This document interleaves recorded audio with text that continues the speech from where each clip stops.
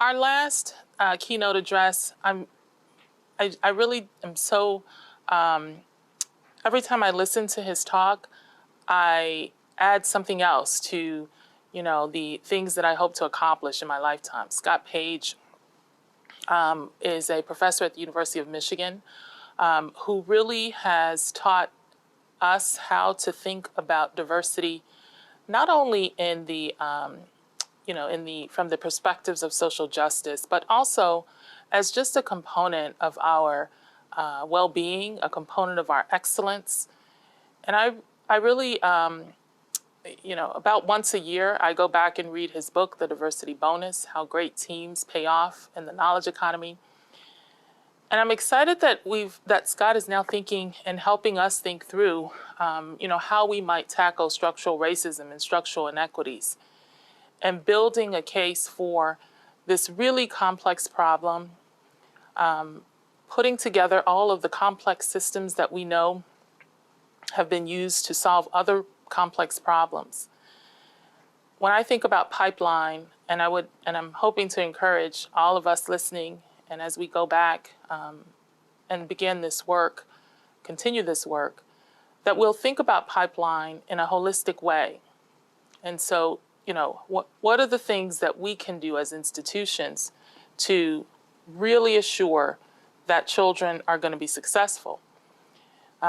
Things like assuring that they don't have food insecurity and housing insecurity, and that they have good health care such that they don't have disparities in asthma outcomes, and that their educational gaps are closed, like our partners are thinking about Dean Moji, Dean Moore, in the School of Education. Bringing that all together to assure that they stay in the pathway and the pipeline to medicine is a really complex idea, and positioning that as a solution to structural racism and structural inequalities is even more complex. So we are excited to hear from Dr. Scott Page. He is the John Seely Brown Distinguished University Professor of Complexity, Social Science, and Management at the University of Michigan. He is also the Williamson Family Professor of Business Administration, Professor of Management and Organizations at the Stephen M. Ross School of Business, and Professor of Political Science, Professor of Complex Systems, and Professor of Economics at Michigan's LSA School. His research focuses on the function of diversity in complex social systems, and he is the author of the Diversity Bonus, in addition to many other books. Dr. Page spoke with us last year at the symposium, and he returns today as our keynote speaker. His presentation is entitled Structural Inequity, and we are honored to welcome him now. Good afternoon. It's a pleasure to be here at the 2021 HOPE Symposium. I was at the previous symposium, and it was just a fantastic event, and it's a pleasure to be here. My name is Scott Page. I'm a professor at the University of Michigan in the Stephen S. Ross School of Business, and also in the departments of Complex Systems, Political Science, and Economics in the College of LS&A. I was asked by Dr. Newman to talk about structural inequality, to sort of give some sort of conceptual understanding of what do we mean when we say that inequality is systemic or structural. So my talk today is going to be really just an attempt to give you a feel or a sense of how a complex system differs from a linear system. So a lot of what I talk about today is going to be based on some of the work by Robert Sampson.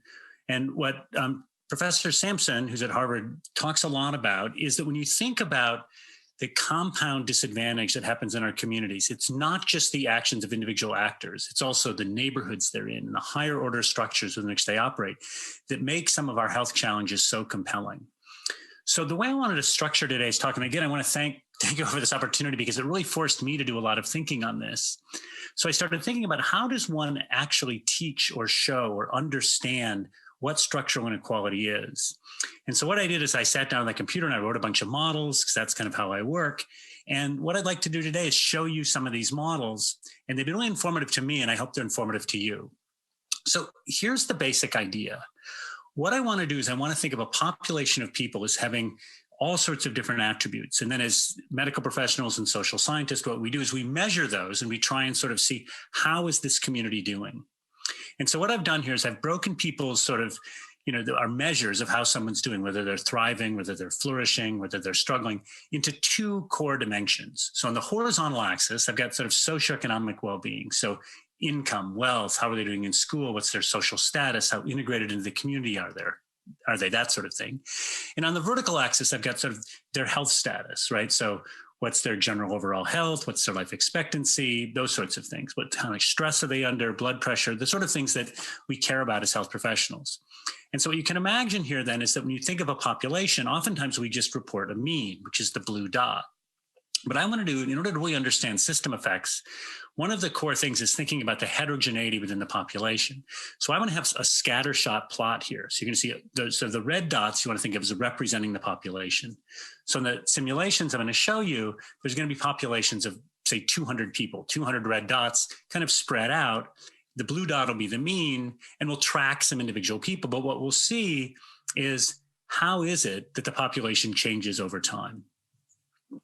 So what I want to do is I want to start with a simple benchmark. So the simple benchmark I want to start with is kind of how we used to think about things in the 70s, 80s, 90s, which is kind of separable linear thinking. So we think, okay, what is health status? Well, what is lead exposure? What's their diet like? How much exercise do they get? We think, here's all the things that might affect health status.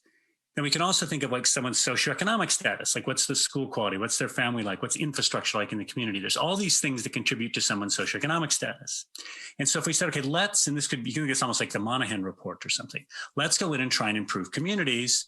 What you think is, okay, if we've got this sort of separable additive thinking, we gather lots of data, we run a regression, and then we say, okay, look, here's what health status depends on. It's decreasing in lead exposure. It's if they have a better diet, it increases. If they exercise more, it increases. If there's stress, it decreases. If there's disease, it decreases. So we go in and we try and just manipulate these things, our policy interventions, one by one that improve health and one by one that improve socioeconomic well-being. And so what we can do is we can sort of simulate that. We can sort of say, here's a community that really has sort of, a bad health infrastructure and bad, schools, there's crime, those sorts of things. And you start out in one situation, you can see, this is just a little loop GIF of the population sort of just falling to the lower left, beginning to struggle. And the green line you're seeing is I just randomly picked one person. You can see that one person sort of like slowly, suffering from poor health and suffering, socioeconomically. Now, what we can imagine then is that a community that's struggling, that we want to improve, is biased towards this lower left-hand corner, right? So people generally have less than average health and are lower than average socioeconomic status. Well, in a separable world, if the world were simple, what we could do is we could say, look, let's just have a health intervention. And what that would do is lift everyone up on the health dimension. You can see the sort of little green line of that person improving. And then we could say, well, look, if we want to also help socioeconomically, we could have health interventions and we could have socioeconomic interventions. And then we just see this green slope going up if we follow the one person, and we just raise the whole community. Now, what we found over the last 30, 40 years is this hasn't worked, right? Coming in and having single interventions or even a handful of interventions really hasn't necessarily improved the health status of people in communities. So what we need, and one of the reasons that really, one of the sort of core intellectual ideas that drives Project HOPE, is systems thinking. So what I want to do is show you some sort of funkier looking simulations that involve system effects as opposed to linear effects. So to do that, to describe system effects, you sort of have to build up from a basic components and then sort of starting adding causal relationships. Now, I'm going to go through this a little bit fast, but I've been working over the last 2 weeks on putting all of this into like a web page. So hopefully in about a week, I'll be able to send you all a web page that has all of these simulations on it. So let's start out by talking about the fact that health status affects socioeconomic status. So now this little loop tape starts with a whole distribution of people with, kind of randomly, normally distributed health status and normally distributed socioeconomic status. But now I'm going to say that someone's socioeconomic status is affected by their health, which is something that's a lot of evidence for. What that does is that takes that whole distribution and it kind of pivots it on its side, right? Because people who have high health, they tend to, good health, their socioeconomic status tends to improve. People who have low health status, their socioeconomic status tends to decline, and you get this sort of diagonal effect. Well, There's also a loop from socioeconomic status to health status. People have higher income, higher wealth, good education, they tend to live healthier lives. People have poor education, low incomes, they tend to live less healthier lives. That tends to give you a pull up and down. So you can see if you look at the green line here, that person who's got low socioeconomic status and low health, their health status falls further. And what you end up getting is this thing, now it's kind of pivoting up and down on each side. Well, one of the core properties of a complex system is that there are feedback loops. So now what I can do is I can combine health status affects socioeconomic status affects health status. And what you see here is both of those effects are going on at the same time. Here we're going to see sort of our first nonlinearity, or true nonlinearity. So if you look at the green dot to the right, this is someone who's high socioeconomic status and high health status. And so you get what we call virtuous cycle. It's a positive reinforcement loop. And that person is just improving, which is fantastic. The person on the left has pretty good health status, right? And pretty good socioeconomic status. And so their health is improving, but then all of a sudden, right, you see them start to decline and it kind of curves its way down. And so what you get is you get this sort of curved slope, this curvature in their trajectory, because this sort of negative socioeconomic status eventually starts pulling their health status down, and then their health status starts pulling their socioeconomic status down. Okay. There are also loops within variables. So if you look at someone's socioeconomic status, if you're high socioeconomic status, that's likely to, that means you're highly educated, you've got income, wealth, that's going to create a set of positive feedbacks on socioeconomic status alone. The same goes if you're low socioeconomic status. If you're low education, you have very weak social networks, right? You've got low family income and wealth, you're likely to decline. So if we create a loop just within socioeconomic status, what we're going to see is we're going to see lines that kind of spread out. Now, what's interesting here is if you look at the person in the lower right, this is someone of low health status, but high socioeconomic status. So if we ignored health, we would say, oh, look, this person is going to do fine because they're just going to kind of shift to the right. Whereas the person on the upper left, they're of low socioeconomic status, even though they're of high health. If we only looked at socioeconomic status, they would move to the left, right? Their socioeconomic status would fall. What we're going to start doing is putting these pieces together, right? We're going to start linking the previous slides with this slide, but first we just want to understand each dynamic on its own.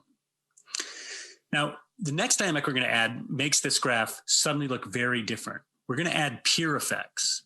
So when you add a peer effect, what we're going to assume is that when you go to school and you hang out in your neighborhood, you start hanging out with people who have the same socioeconomic status as you are.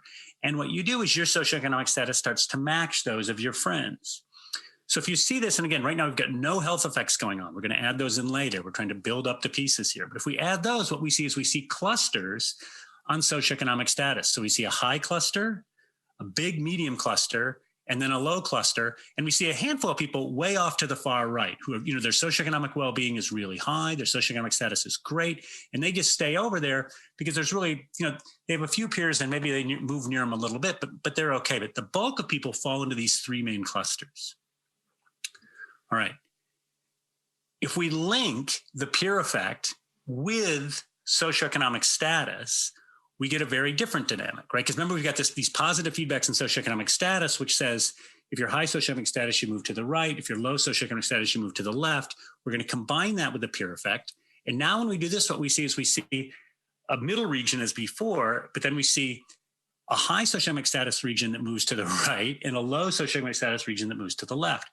So the point is, if you look at the mean here, again, there's nothing negative going on in this community. The mean stays the same.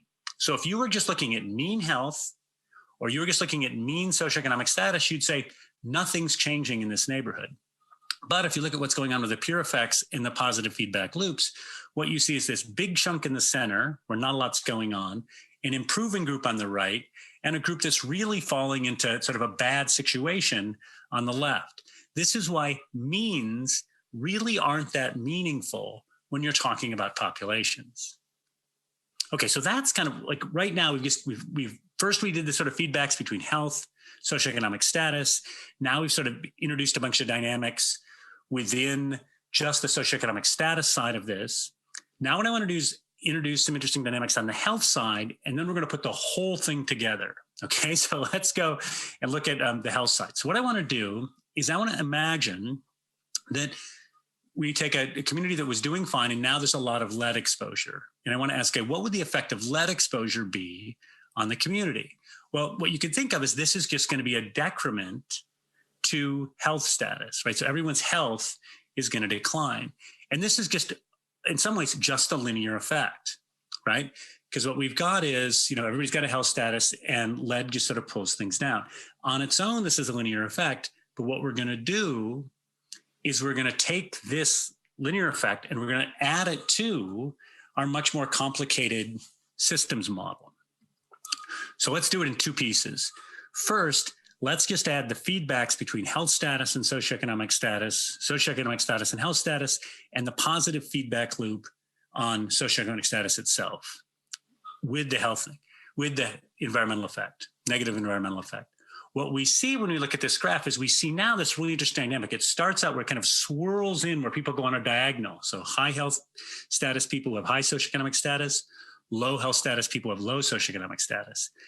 But that as that pivoting happens and then the environmental effect kicks in there, right, that pulls things down. So now you've got the health status is pulling things down, and then that's kind of condensing. You can see that the whole population sort of condense. Now you see a handful of people, because of the positive socioeconomic status feedbacks, stay way off to the right on socioeconomic status, although their health status does decline. So what we see is this kind of pivoting and this kind of like almost vortex pulling the community down into the corner with a few people making it on the side. Okay, now let's add in the last piece. Let's add in the peer effect. Now, if we add in the peer effect, what we see is we get the clusters like we had before. We get the diagonalization from the positive feedbacks, right? And then we get the downward pull that then, because of the feedbacks, leads to a diagonal pull of the entire system. And if you plot any one person, I just happen to plot one who started out kind of above average health status and about average socioeconomic status, look at their path. It starts out that their socioeconomic status starts kind of chasing their health status, but then because of the environmental effect, you get this looping diagram going down. Now, again, when you look at this full picture, and this isn't meant to represent any real community, this is just helping us think. What you see is the mean is kind of going in a diagonal. So if I looked at this, if I ran regressions on the mean, I'd say, oh, look, this is a community that's kind of falling in this way. But if I look at the populations, what I see is I see a cluster of people that's hanging in there on the upper right.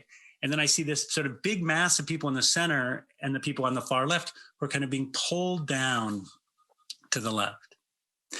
So now the question we want to ask is, we've built this system, right? How does policy work in this system? So remember when we had linear separable effects, if we improved health, that was great. If we improved health and socioeconomic status, that was great. We could just sort of pull these levers by reducing lead, by improving schools, and we just watched the entire sort of cluster of the population just climb to the right. Let's start with a population that's been struggling. So let's start with a population that's kind of moved over down into this corner, and let's impose a health intervention. So you might think, okay, this is going to improve health, right? But remember, this health intervention is kind of fighting against the lead exposure.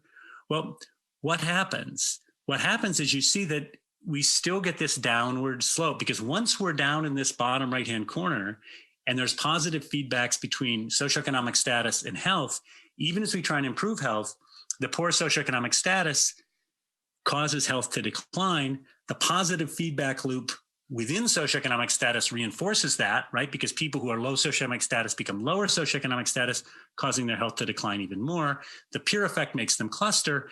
And what we see is, even though we've created a health intervention to try and improve on the health dimension, the system has so much energy, there's so much power pulling it downward that it really doesn't have an effect.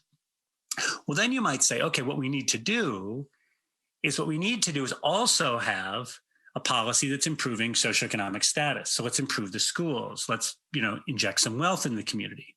So let's do that, right? Now, if we do that, what we see is we kind of hold the population, the mean kind of hangs there, right? But we see, if you follow the green path, you see that like socioeconomic status, even though we're trying to improve it because health status is low, right? This person of slightly higher socioeconomic status, they just get kind of pulled into that blob. It's like there's this gravitational pull because of the peer effect, because of the positive feedbacks on socioeconomic status.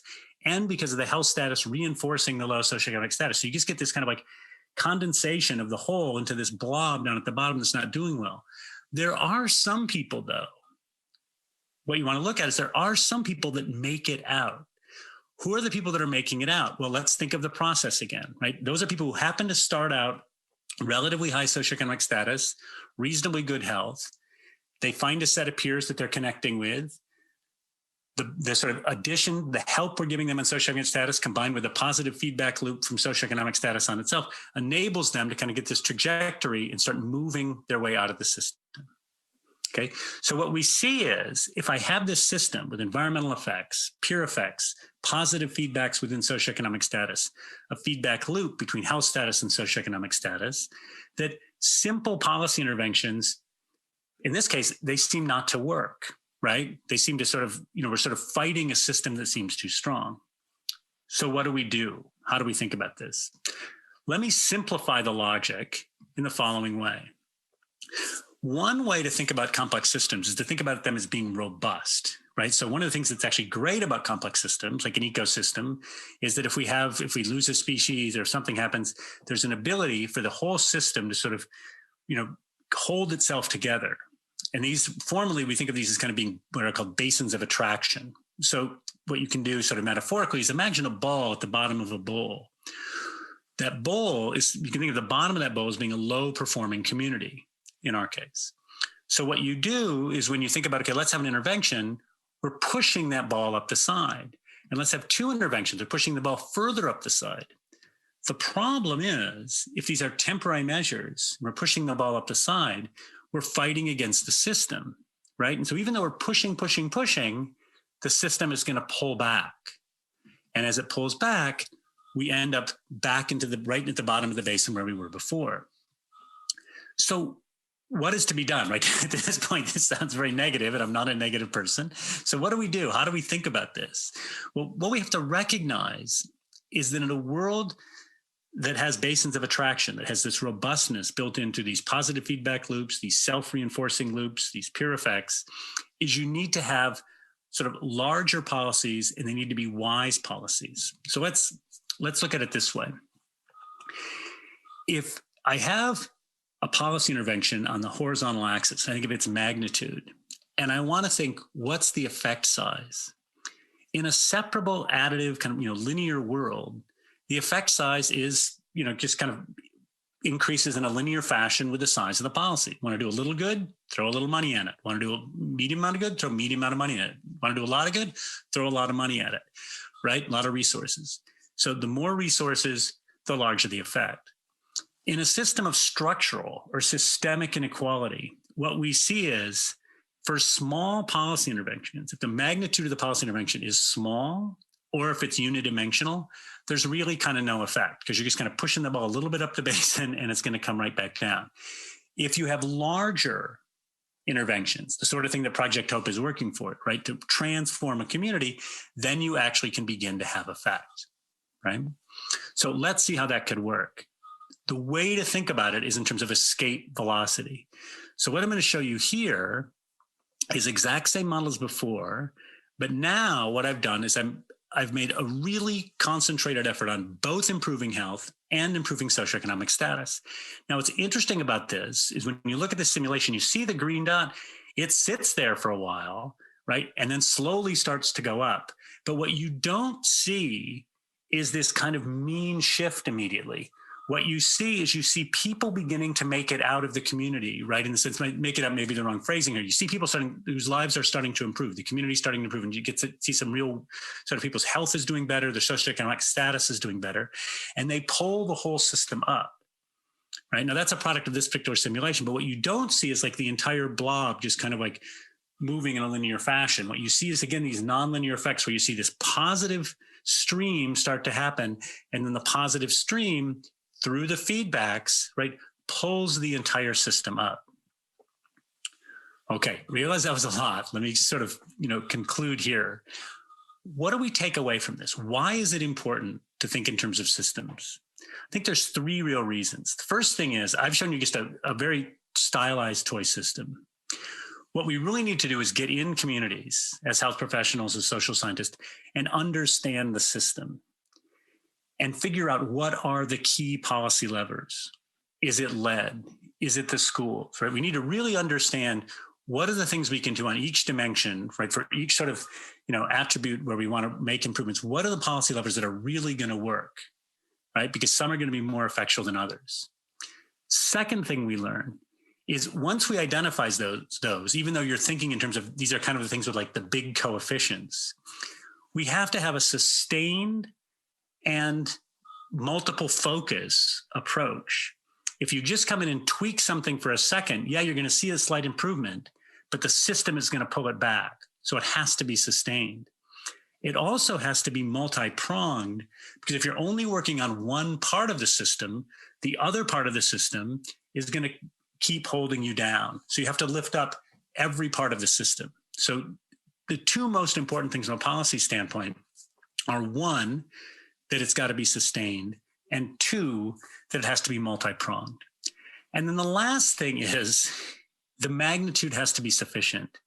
Rather than think about the size of the effect is going to correlate with the size of the effort, we have to think in terms of escape velocity. We have to think about, we have to put the energy, time, resources, effort at a level that we can lift up the community and reach escape velocity. Because it is not it's not a situation where the magnitude of the impact is proportional to the magnitude of the effect. It's a situation where we either do enough to improve communities or we choose not to. And it's a pleasure to be among a group of people who are trying to figure out, how do we find the resources? How do we choose to allocate our effort to help communities achieve this escape velocity? Thank you again for your time. I realize this was a lot. I'll create a web page with all these simulations on it and all the figures, with some descriptive prose to help you understand exactly what's going on more if you want to share it with other people. And at this point, I'd like to turn it over to Erika and Erin for some closing comments. Thank you very, very much. Wow, thank you so much, Scott Page. So that really gives us a lot to think about. It gives us certainly a structure and a framework for which we should work and build our initiatives and our strategies in a way that's multi-pronged and creates this upward velocity. I think it's fascinating, and I'm excited to go on the website and learn more.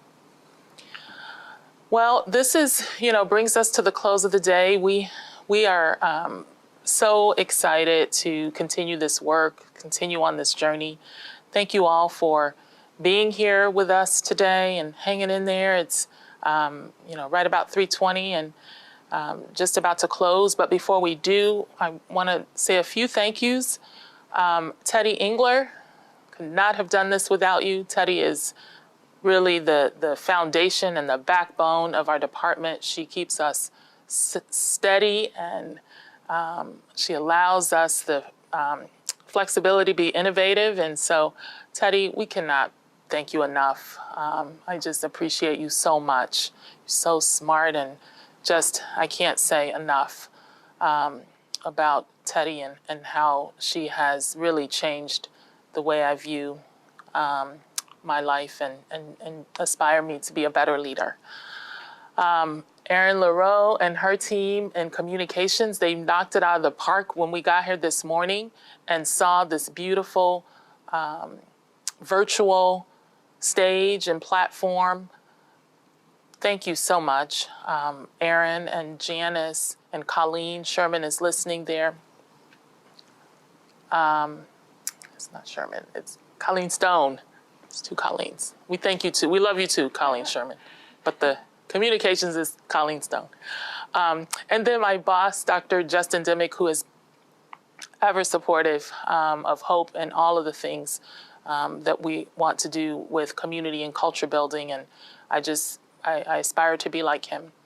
And then all of our partners in the section of pediatric surgery who are engaged in this work. We just share ideas and talk about this. Dr. Samir Gadapelli, who you heard from earlier, who was leading one of the groups.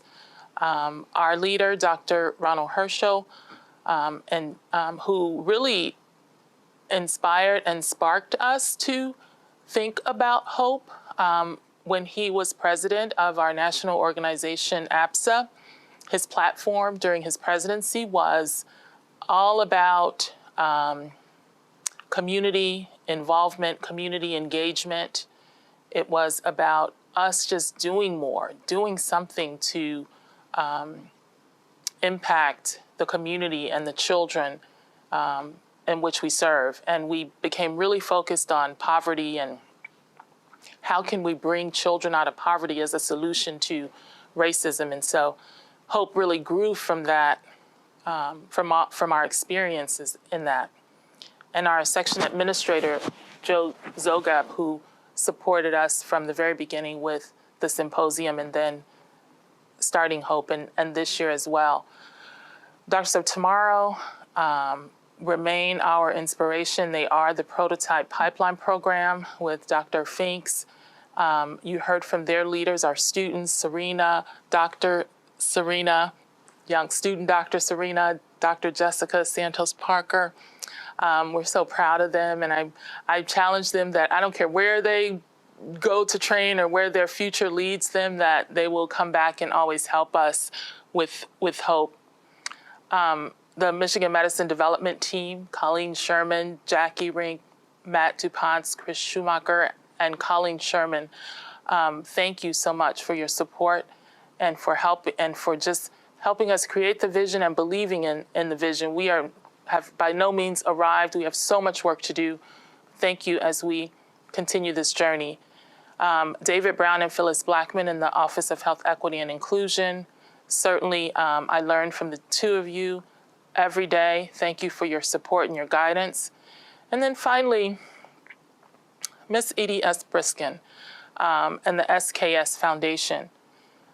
Words really won't express and can't express how much gratitude I have for you being willing to take a chance.